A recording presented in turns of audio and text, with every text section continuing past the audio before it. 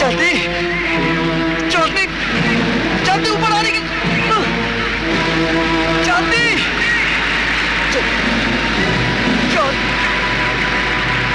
ऊपर ऊपर आने की जल्दी कोशिश करो जल्दी ऊपर आने की कोशिश करो जल्दी ऊपर आने की कोशिश करो जल्दी जल्दी ऊपर आओ जल्दी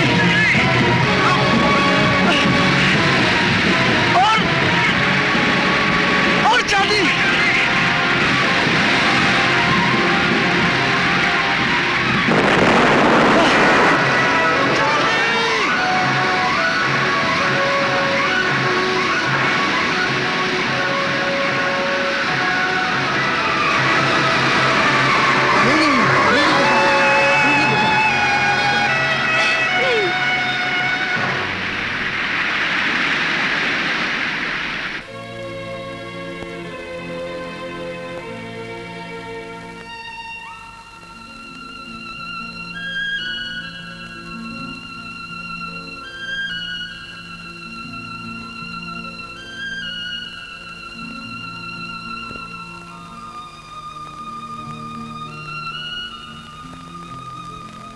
बस कीजिए साहब, बहुत हो गया। बस कैसे हो गई भाई? किसी ने जिंदगी भर साथ निभाने की कसम खाई थी, लेकिन मौत ने उसकी कसम तोड़ दी।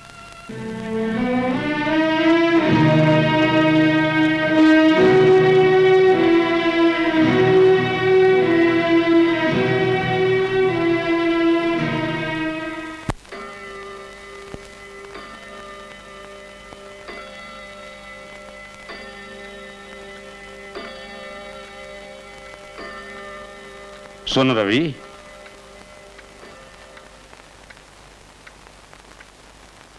कहां जा रहे हो? जी मैं जरा बाहर जा रहा हूं। वो तो मैं भी देख रहा हूं, लेकिन जा कहां रहे हो? जहां से कल रात अब मुझे लेकर आए थे। अच्छा है, सच बोलना बहुत अच्छा है। लेकिन बेटे, जहां जाकर तुम खुद लौटने की हालत में नहीं रहते, क्या वहां जाना बहुत जरूरी है? जिंदगी और खुशी तुम कभी शराब में नहीं पा सकोगे रवि। डैडी, जिंदगी जैसी बेवफा चीज का क्या भरोसा, और खुशी तो पल दो पल ही कोई पाता है।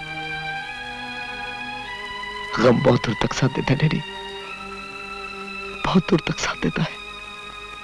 ठीक है बेटे, मैं कुछ नहीं पूछूंगा, कुछ नहीं कहूंगा। जरा 1 मिनट के लिए रुक जाओ, और आज के बाद तुम्हें कभी रोकूंगा भी नहीं। बंसी,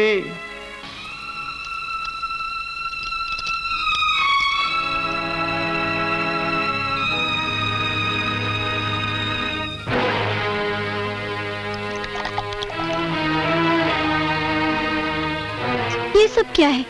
गायत्री, जिस बेटे की रगों में तुम्हारा दूध लहू बनकर बह रहा है, उसके लिए दारू दवा बन गई है। लो, ये दवा उसे अपने हाथों से पिलाओ। डैडी, आपका दिमाग खराब हो गया है? नहीं गायत्री, हमारा बेटा जवान हो गया है। डैडी आप, अगर ये जहर ही तुम्हारे गम का इलाज है तो हमारे सामने पियो। कम से कम बाहर वालों की कहने की जरूरत नहीं होगी कि कपूर साहब रोकिए अपने बेटे को, अगर वो इसी तरह शराब पीता रहा तो मर जाएगा। डैडी, एक बाप होकर मैं कैसे कह सकता हूं रवि कि मेरा बेटा जिंदा रहने के लिए शराब पीता है, क्योंकि उसकी दुनिया बर्बाद हो गई है। वो दुनिया जिसमें हम दोनों का कोई जिक्र नहीं है। हम दोनों जिन्होंने उसे पाला पोसा बड़ा किया, इस तसल्ली के सहारे कि जब ये प्राण उड़ेंगे तो मेरी अर्थी मेरे बेटे के कंधों पर होगी। लेकिन मुझे भागे को क्या मालूम था कि मेरा जवान बेटा अपनी अर्थी को मेरे कांधों पर लादना चाहता है। डैडी, डैडी, अगर इन आंसुओं की जुबान होती तो मुझे आपसे माफी मांगने की कोई जरूरत नहीं होती। मैं भूल गया था डैडी, मैं सिर्फ एक आदमी नहीं, एक बेटा भी हूं। मुझे माफ कर दीजिए डैडी, मुझे माफ कर दीजिए।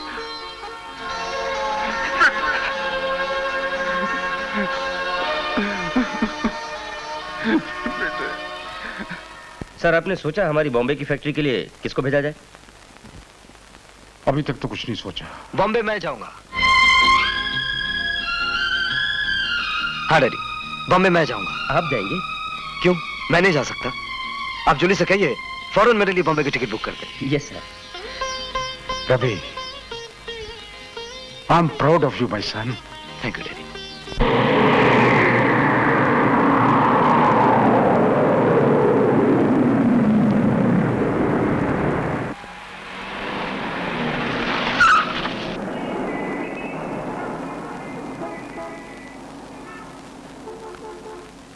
सुबह मेरी खन्ना जी से बात हुई, उन्होंने मेरा अपॉइंटमेंट फिक्स कर दिया है। ये कार्ड आप अंदर दे दीजिए। आई एम सॉरी, आपका अपॉइंटमेंट तो 11 बजे का था। ठीक है, लेकिन अभी तो 11:10 हुए हैं। वो तो ठीक है, लेकिन चीफ आर्किटेक्ट टाइम के बारे में बहुत स्ट्रिक्ट हैं। 10 मिनट की वजह से अपॉइंटमेंट कैंसिल कर दिया।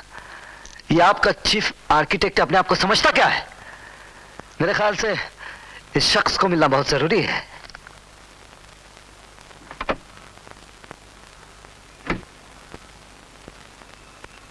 अच्छा, तो आप हैं चीफ आर्किटेक्ट। मुझे पहले ही समझ जाना चाहिए था। सिर्फ किसी औरत का दिमागी घड़ी किसी के साथ बना हुआ हो सकता है। आज जरा सी देर हुई तो आपने अपॉइंटमेंट कैंसिल कर दिया। जानती हैं, आपकी बदसलूकी की वजह से अगर गोलमोहर एपेल्स अपना कॉन्ट्रैक्ट कैंसिल कर दें तो आपकी फर्म को कितना नुकसान होगा? चांदनी, नुकसान की बात तो बाद में होगी। पहले मुझे ये बताइए कि इजाजत के बिना आपने अंदर आने की जुर्रत कैसे की? और अगर आप ये समझते हैं कि आपकी कंपनी खन्ना एंड खन्ना पर एहसान कर रही है तो आप तशरीफ ले जा सकते हैं। दरवाजा आपके पीछे है। ऐसे घूर घूर के क्या देख रहे हैं? सुना नहीं मैंने आपसे क्या कहा? आपको देखने के बाद बाकी मैंने कुछ नहीं सुना। अगर आप ये समझते हैं कि आपकी चिकनी चुपड़ी बातें सुनकर मैं भूल जाऊंगी कि आपने आने में देर कर दी थी, तो आप गलत समझ रहे हैं। ओह माय गॉड, ये तस्वीर आपकी है? आपकी नजरों की दांत देनी चाहिए। मुझे देखकर भी पूछ रहे हैं किसकी तस्वीर है? आप पहचान नहीं सकते? पहचानेंगे कैसे? तब तुम दोनों छोटे थे। जीते रहो बेटा। कैसे हो बेटे? ठीक हो?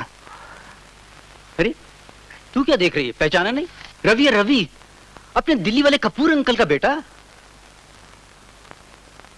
याद है तुमने बचपन में दोनों ने एक दफा शिमला में इकट्ठी छुट्टियां गुजारी थी? आंटी, रिंकू, माय गॉड, तुम कितने बदल गए हो। और तुम अब भी वैसी हो। आई एम सॉरी, मैं तुम्हें कोई यूं ही समझ बैठी थी। कभी कभी किसी को कोई और समझ लेना भी एक खूबसूरत इत्तेफाक है। वैसे माफी तो मुझे मांगनी चाहिए। तुम दोनों एक दूसरे को जब माफ कर लो तो रवि बेटा तुम मेरे कमरे में आ जाना। जी। और गीता बेटा तुम रवि को कल फैक्ट्री की साइट दिखला देना। ओके। See you.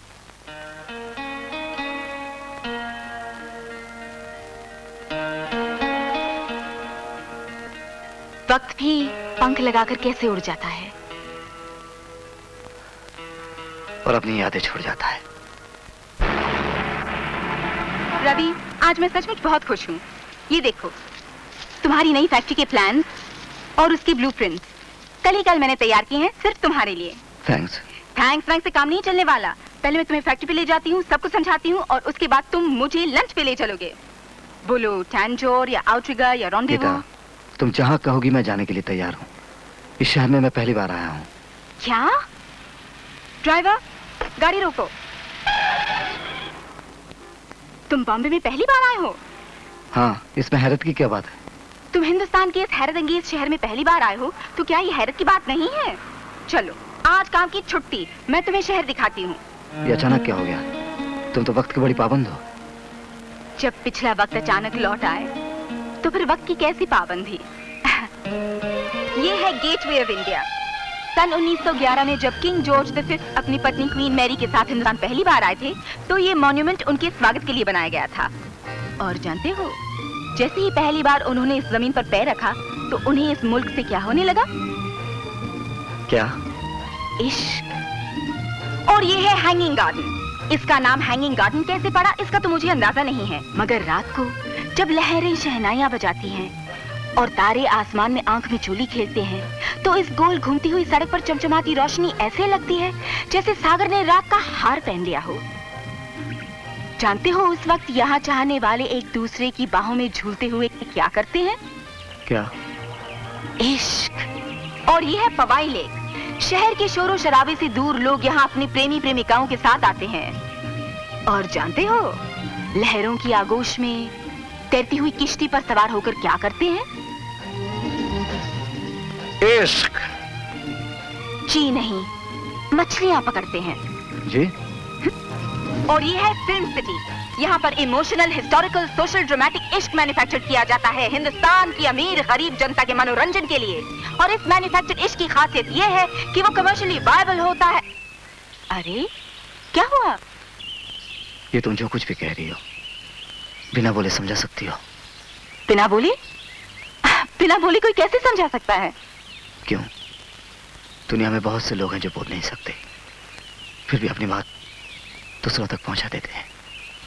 अच्छा, तो जनाब चाहते हैं कि मैं अपनी बात इशारों में कह दूं?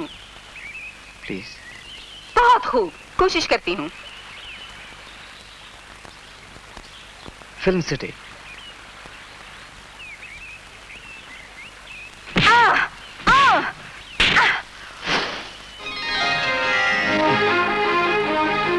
यहाँ फिल्मों की शूटिंग होती है, मार धाड़, नाच गाने।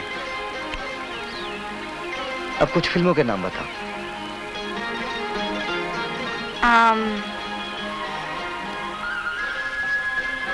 सुहाग, सिंदूर, दुल्हन,